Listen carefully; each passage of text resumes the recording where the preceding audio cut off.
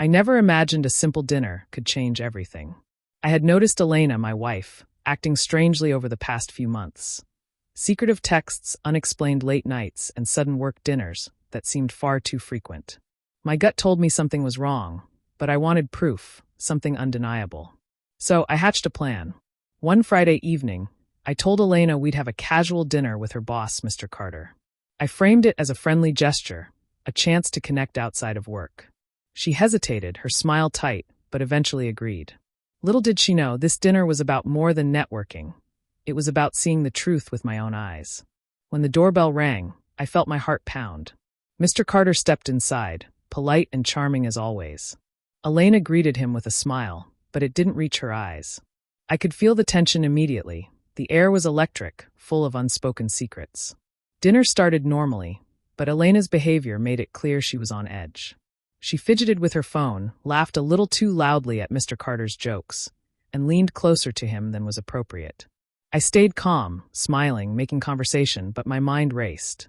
Every glance she gave him made my stomach twist. Halfway through the meal, I asked, "Elena, everything okay at work? You seem distracted lately." She forced a laugh. "Just busy," she said. But when I glanced at Mr. Carter, I caught the way he looked at her. A subtle exchange that made my blood run cold. Then came the moment I'll never forget. While I stepped into the kitchen to check on the dessert, I overheard her whispering to him. I don't know if I should be doing this." "Don't worry," he replied smoothly. "No one has to know." My hands shook. My worst fears were confirmed. She was planning to betray me, and tonight, I was witnessing it firsthand. I returned to the table, trying to act normal, my mind racing with a mix of anger and heartbreak. Dessert was served, and I watched Elena carefully, noticing her every glance, every touch. She was tense, nervous, aware that something was off, but unaware that I already knew everything. The charming facade of the evening cracked with each passing minute. After dessert, I excused myself briefly and then returned, calm and controlled. Elena looked up at me, confused. Mr. Carter, still smiling politely, glanced between us, sensing the shift.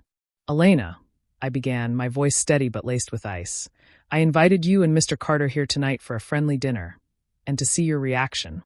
Her eyes widened. What do you mean?" I continued. "I know about your secret messages, your lies, your late nights. I know everything.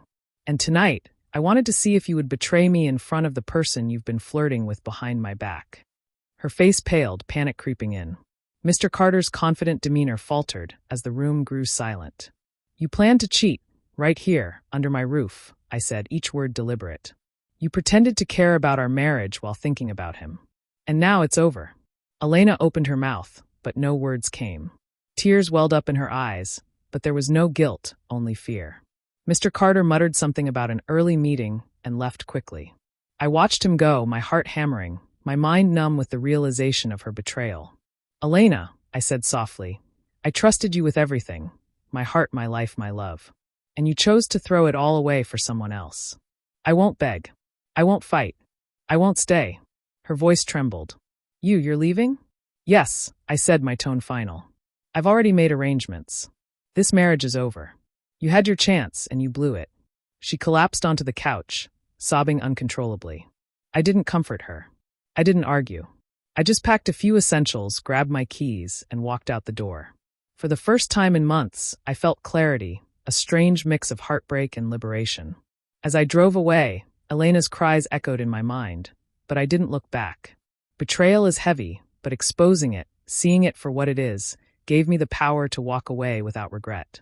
That night, I realized something painfully clear.